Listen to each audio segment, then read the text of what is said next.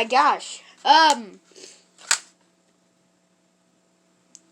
Okay. You guys scared me. I didn't see you there. This is my real money. $19. Oh!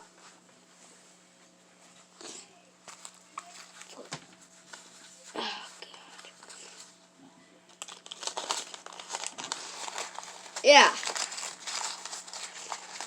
Real money. I was going to use this fake money, but I seen it was taped and I tore some of the fake money.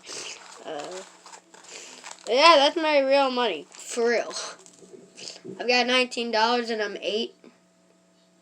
What? Anyways, let's go ahead and check these out. So, today we're going back to la la la la la la la la la la Lama Arts. This is scariest hallucinations people have had animated. So I put these things around my normal microphone so that it's not as loud. Let's watch.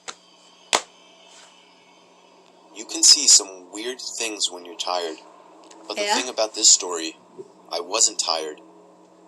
Me and the family were on vacation to some resort in a very rural area of Pennsylvania to make the setting creepier. There weren't many young people there for me and my brothers to hang out with. It seemed like more of an adult resort. But then one day when I was walking outside of the main lodge of the resort, I, for some reason, looked up to a window on the second floor and saw a teenage girl looking down at me. From that distance, she looked kind of cute, so I gave her a wave. But she didn't show any sign of reaction, so I just moved on. However, later that same day, I was so bored that I was sitting on the swing set at the little playground of the resort, and that's when I saw the same girl again. She was a little ways away from me, down past the playground, close to the tree line, and she was just standing there, staring at me. Being a teenage guy, my hormones controlled my body, and so I got off the swing and began walking over to her. As I started getting closer to her, I realized she wasn't as cute as I thought she was. There was something about her face that just gave off a creepy vibe. I can't put my finger on it, but if I had to say... Oh my god. Dude, I don't like it. There's literal tape in the floor.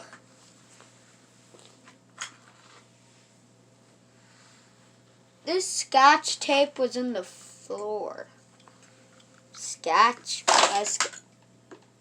Okay. I think it would have to do with her eyes and her mouth. I'd say once I got about halfway over to her, she turned around completely and ran into the woods.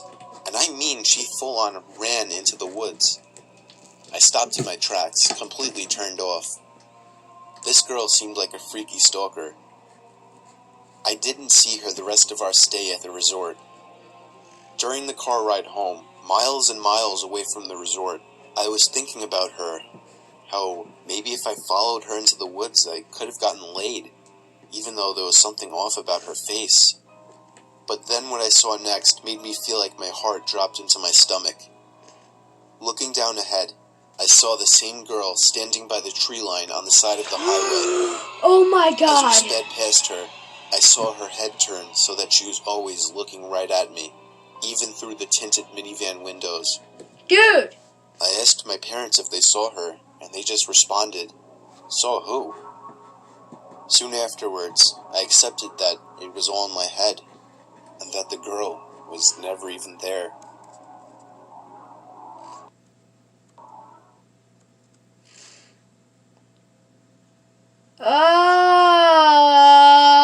Okay.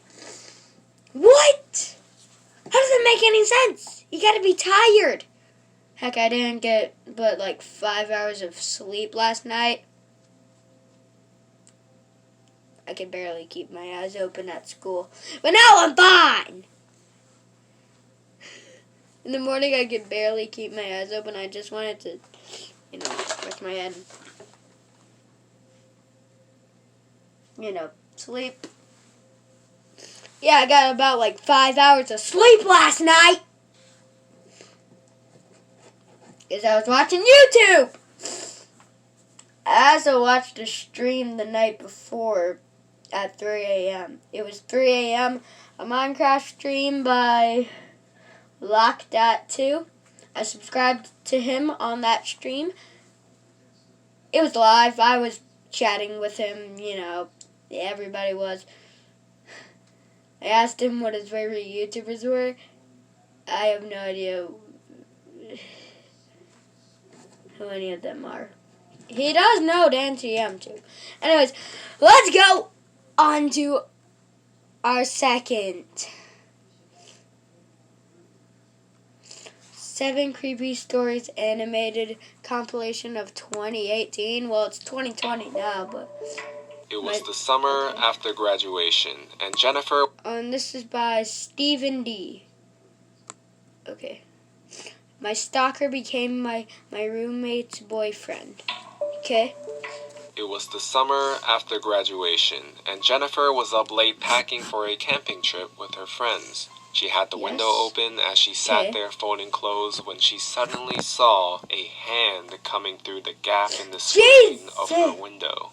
Jennifer screamed and the hand flew back. She was stunned, but it could have just been her younger brother pranking her. She got up and looked out the window and saw the figure of a man staring back at her. Whoa! Jennifer ran into her brother's room but saw him there playing video games. They called the police, who came and searched the area. Of course. Playing video games. Yeah. Video games on the Nintendo Switch or like a phone or a Game Boy. I don't know where the Game Boy is though. Yeah, I've got a Game Boy. Don't know where the game card is. I feel like it's in this. The last time was, but it's not in there anymore. Because it fell out when I moved the desk. Let's watch. Area, but they found nothing. Gosh. Officers warned her and her parents to lock the windows and doors, but the mother had a feeling that he would come back, and as it turns out, Mother's intuition was right. She went outside and waited in the back porch, and after 20 minutes, she saw a man dressed in black in their backyard. He hid behind a tree and slowly worked his way towards Jennifer's window. The mother yelled something to the stranger and he took off running. Police came back out and again found no trace of him. No trace? Jennifer never opened that window again, not even the curtains. Her parents installed some motion detecting lights and that seemed to be the end of that.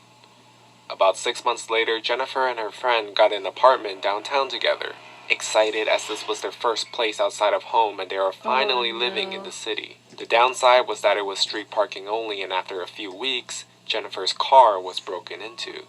Oddly enough, nothing was taken, but a single rose was sat on the passenger seat. Flip? This creeped her out for sure, but she vowed to be vigilant and safe. She always tried to park close to the entrance near the lights, but it was often difficult to get those spots and she would have to park farther away.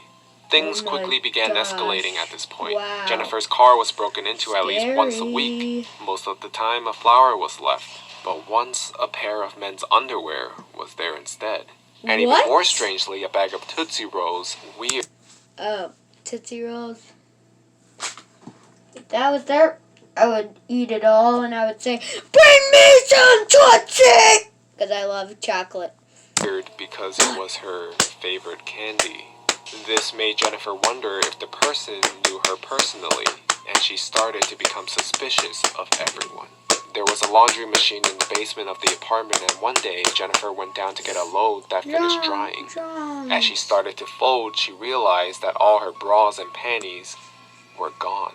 By the time the first letter arrived, she had already started making plans to move elsewhere. The letter described a love for her that had been going on for years. He noted things that proved he had been watching Jennifer closely. What? Not long after, Jennifer was able to arrange for... Dude! I don't like this. I don't like this. I don't like for this. another friend to take over her lease, and she moved in with a new friend on the other side of the city. It was a secure... I'm doing a video. Bring me you home. No, don't.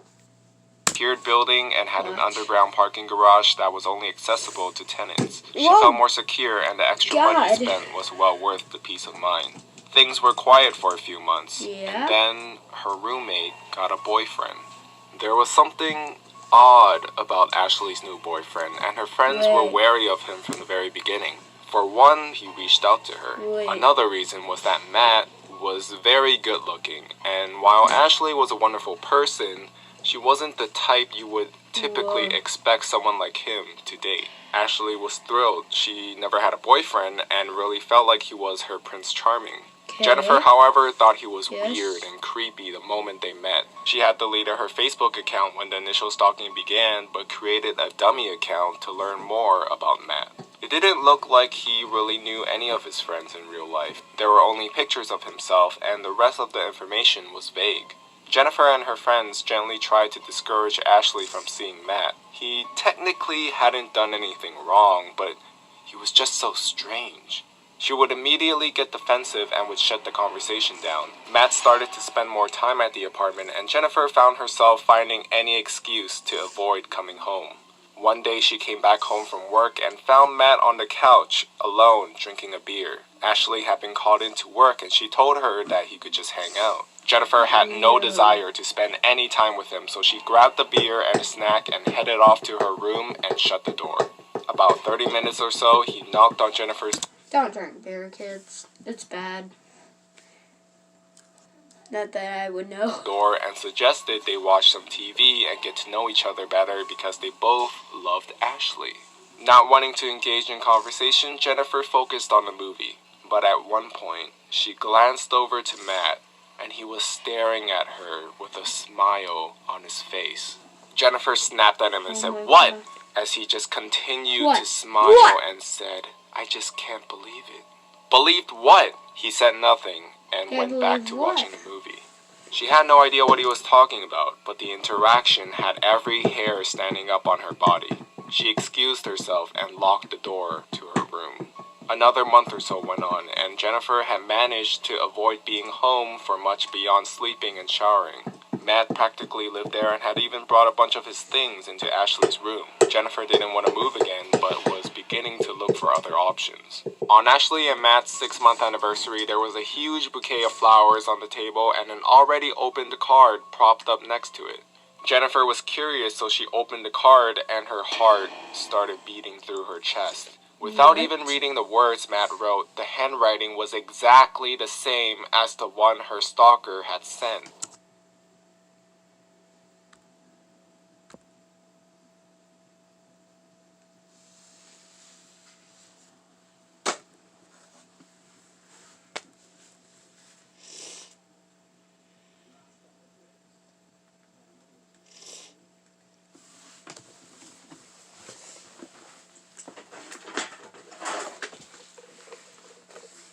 Okay, I'm good. Jennifer had kept them as evidence.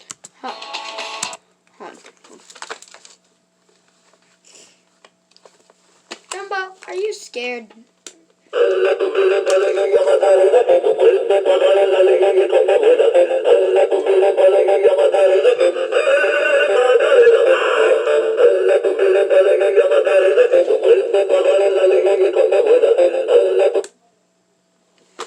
Well, you're just singing the Macarena. Hopefully I don't get copyrighted for that. Hopefully I don't. This guy's just gonna stay here from now on. Yeah. That's his new spot. He's not going in with the background. He's my channel friend. Always.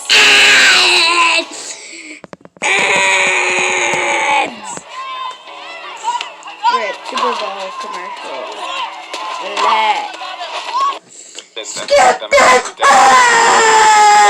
Was unique, but for real, identical. skip the ad. Matt For real? was the stalker. Jennifer called the police, and as they were on their way, she called Ashley and asked her to come over, terrified to tell her the truth because she knew that her heart would be shattered. The police took a statement from Jennifer and went to Ashley's work to get more information from her, and ended up breaking the news. Apparently, Ashley called Matt after and left a furious message even though the cops told her not to say anything, and he completely disappeared after that. There was no Matt or anyone matching his resemblance at the place he said he worked. Ashley had never been to his apartment because he said he would be staying with his friends while trying to save money for a trip to Europe. His family lived out of state, and she said that she had never met a friend of his because he said they had a falling out because he was choosing to spend so much time with her. It was all lies, and in the end, she was dating a stranger. For all they knew, Matt may not have even been his real name. He had left the duffel bag in the apartment that was full of gym clothes, but in one compartment, there were about 10 pictures of Jennifer. All were taken from far away with the exception of one of her sleeping. The sheets were current, so it had to have been at the current apartment before she started locking her bedroom door.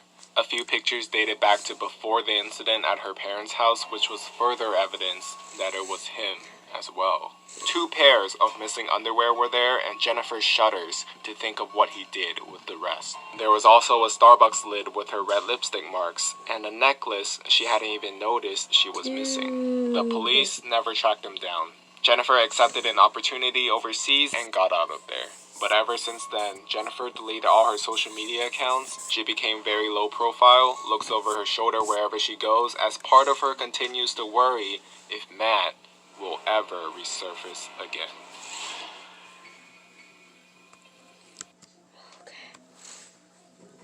Alright, so we got some more. We got 6 more. Ex-boyfriends threatened her life. Okay!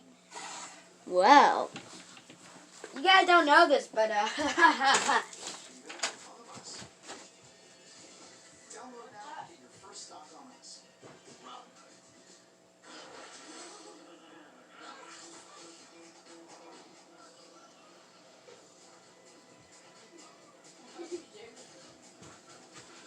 guys, subscribe!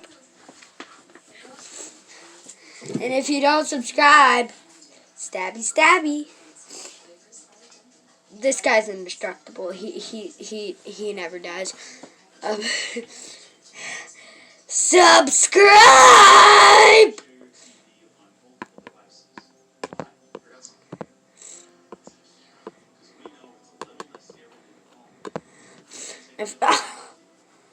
I just it literally just poked me. Oh my god.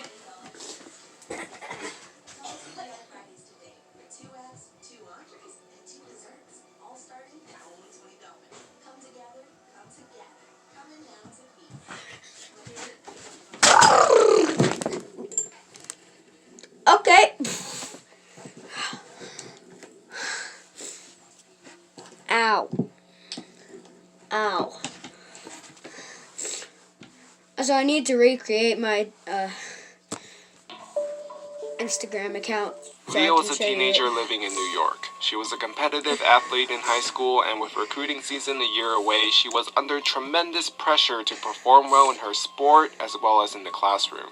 She was struggling to keep up with calculus at the time, so her mother suggested that she get a tutor. Leah had been going to him regularly, probably 3 times a week for a month, before she met Josh. Josh had the tutoring session after, and they would cross paths every week. It had never been more than a glance and a smile, as she was incredibly shy and terrified of boys. One day, her tutor had to change his schedule and decided to book them together. Leah was shocked and delighted when Josh started chatting with her afterwards and asked for her phone number. Eventually, they both began dating. Josh went to a Catholic school in another town, but because he lived in the same town as Leah did, he took the bus every morning from her school to his. This gave them most mornings together, and he was able to meet Leah's friends. She was a little taken aback when they didn't seem to like him. Leah realized that she's been spending less time with them and assumed they were just jealous that she had a boyfriend. As time went on, things got more serious in the relationship.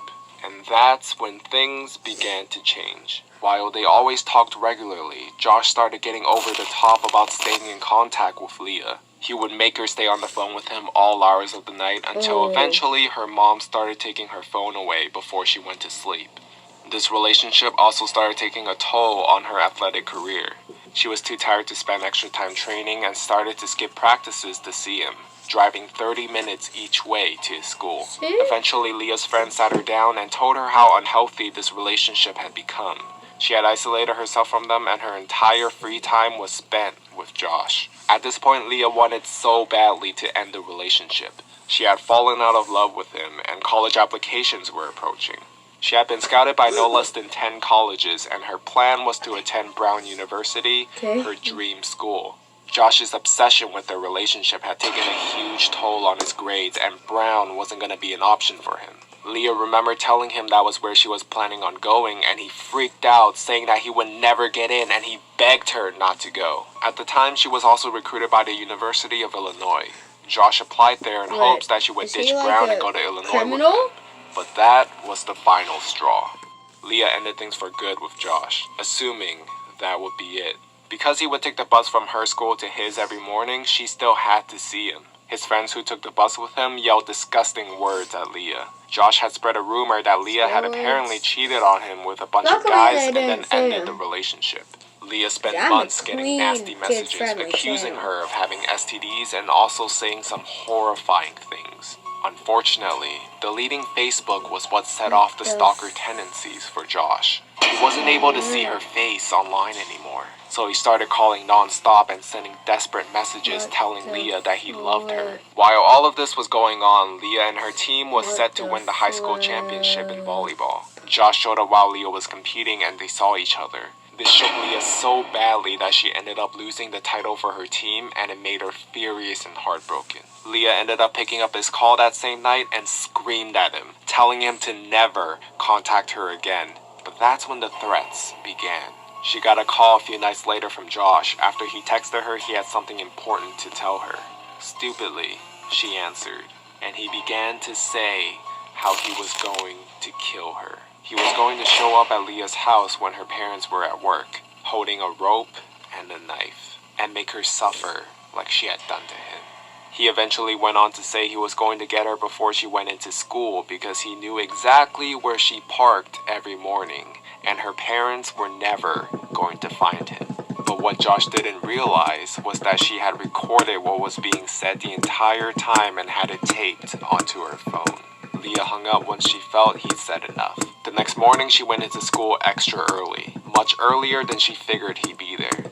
Leah showed the school advisor the recording. She felt a deep-rooted shame as her mom listened to the recording like she had done something to bring this onto herself.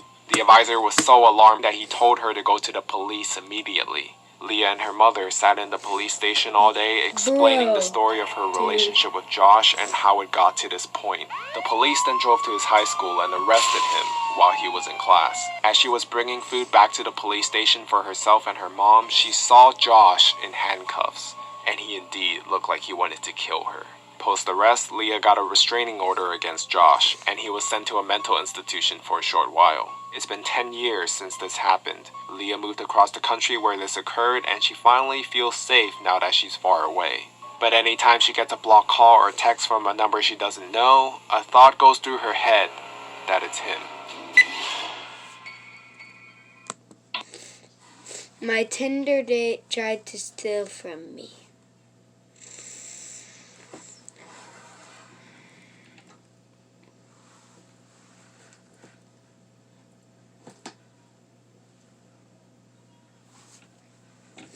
This isn't much of a scary story. Your date just tried to steal from you. Dude, you can track him down and then get the stuff back and call the police. You know, 'cause I don't know!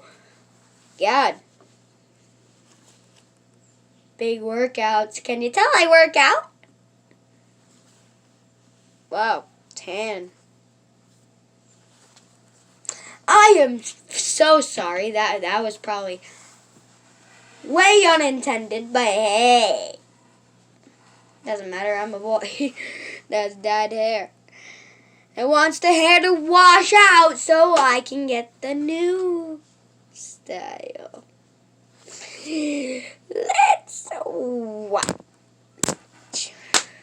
Let's watch.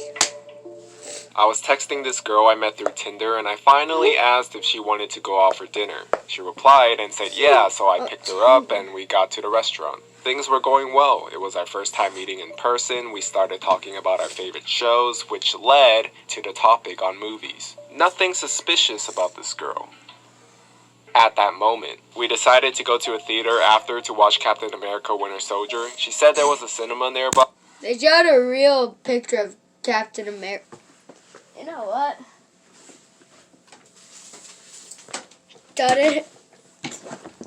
Da-da-da-da! Captain America. We won't be needing him. But I wasn't familiar with the area, so I used the GPS on my phone and she helped me navigate. Once we got there, we started walking inside and I realized, oh, I don't have my phone in my pocket. I must have left it in the car. So I started to walk back to get it. However, my date kept insisting I just leave it in the car because we were going to miss the beginning of the film. I mean, it's true I didn't need to have my phone with me, especially since we're going to watch a movie. But for some reason, I was feeling very paranoid about it, and I just got this new phone about a week or so. We went back and checked the car for about 10 minutes, but I couldn't find it. I asked her to check her jacket and her bag, but she said it wasn't there. A couple parked next to us, so I asked them to ring my number because I couldn't find it, and would you believe, it started to ring, but it was obviously coming from my date's handbag. Very interesting. She took my phone out and said, oh, I must have missed it. I thanked the couple and locked my car, and as I turned back around, she was walking the other way, so I ran up to catch up and asked what was going on, but she was being very dismissive and was barely talking to me. That's when I realized this wasn't an accident. This woman was trying to steal my phone. If this had gone according to her plan, she could have just pulled the, oh, I need to go to the restroom excuse and left during the movie. There's a big chance that she's done this with other people in the past and will continue to do so in the future and just waiting for her next victim. So that was the last time I saw that woman, and I just drove home without her. See you later, thief! I accepted a ride from a creepy guy!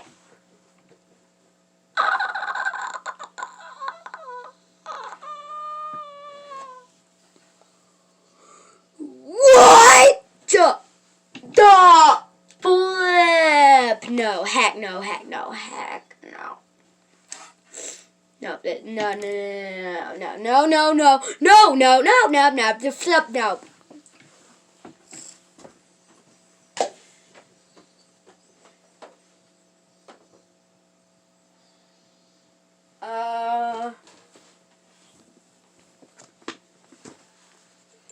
Guys, Freddy is literally floating.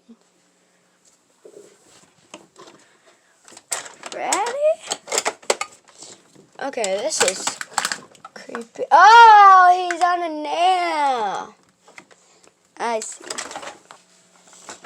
see, because they get those things on it. Let's get you guys back. Hey, let's watch.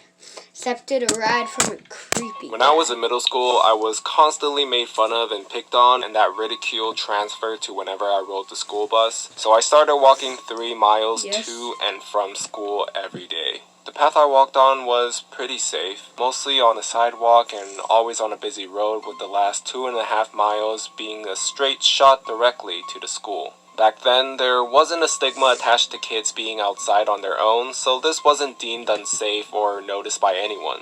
I lived alone with my father, parents being divorced, and my mother saw me on the weekends. He didn't see any harm in the walking, and my mother wasn't aware of this, nor that I was being picked on in school, so I continued for over half the school year.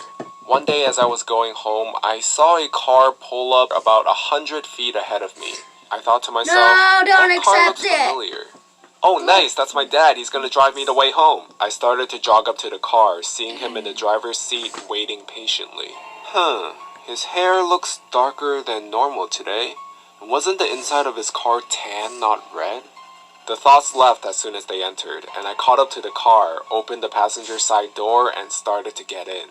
as I was tossing my backpack on the floor in front of me and swinging my legs into the car. Thanks, Dad. Before You is just one word, I know I but grabbed. none of us is just one you. At BB&T, we're looking out for every one of you. BB&T, all we see is you. I grabbed Maybe it's the a call. plushie, A labor of love, and I can't or find simply the thing that you're best at. Whatever you're driven to put into this world, we're here to help by powering over 2 million Redstone websites dog. worldwide. Bluehost, we'll power your website, you power the world. I grabbed him. I put I him knew it, down I had shut the somewhere. car door and we began to move. This isn't my father. This man was much older, by at least 20 years. Hair obviously dyed black, and hands propped at 10 and 2 on the steering wheel. The shirt he was wearing looked just like the one my father would have worn. A short sleeve, collar buttoned down, brick red with black and horizontal lines, not pressed but not too wrinkled either. He was smiling at me, which probably would have felt warm if it was coming from my grandfather, but instead felt menacing. I heard a click and looked over at the door that had just been locked. I stared at the door for a moment longer, then turned and faced forward and completely froze, terrified. Hello, I saw you walking. I figured I'd come give you a lift. I didn't move or answer. Don't act scared, just act normal. His voice matched his smile, deceivingly friendly. We were roughly a mile away from home, and half a mile from the next turn needed to head in that direction. All I could concentrate on is how am I gonna get out of this situation? Are you on your way home? Home. Yes, I want to go home. Where's your house? I can take you back home. Feeling just slightly relieved, I told him to take the next right turn. I felt myself begin to breathe and I realized how tense I had been. My body relaxed slightly and I finally moved and wrapped my hands around my backpack straps. We started to come up on the intersection and I pointed ahead. The dotted line for the turn lane had begun, but he did not get over. Instantly, I tensed back up and my grip and my gaze on my backpack straps tightened. Don't act scared. Don't act scared. I really need to get back home. He swung the car into the turn lane and began to make the turn. Okay, see? Everything is going to be fine. He's taking you home. Are you sure? I'll make sure you get home before anyone realizes you're gone. Stay calm. Don't act scared. No, I need to get home now. My father is expecting me home right now. He's waiting. Okay, maybe next time. We can meet here at the same place tomorrow. Sure, yes, tomorrow sounds good. I just need to get home today now. My eyes were firmly trained on the road ahead of us, hoping that if I just focused on the direction home, I would get there. The turn into my neighborhood was approaching, and I informed him again and pointing towards that direction. The next few moments were silent, even though it was so loud in my head. Oh wait, he can't know where I live. No, what should I? You know, it's probably not a good idea that I drop you off right at your house. Your dad might see me and get mad that I gave you a ride home, and then we wouldn't be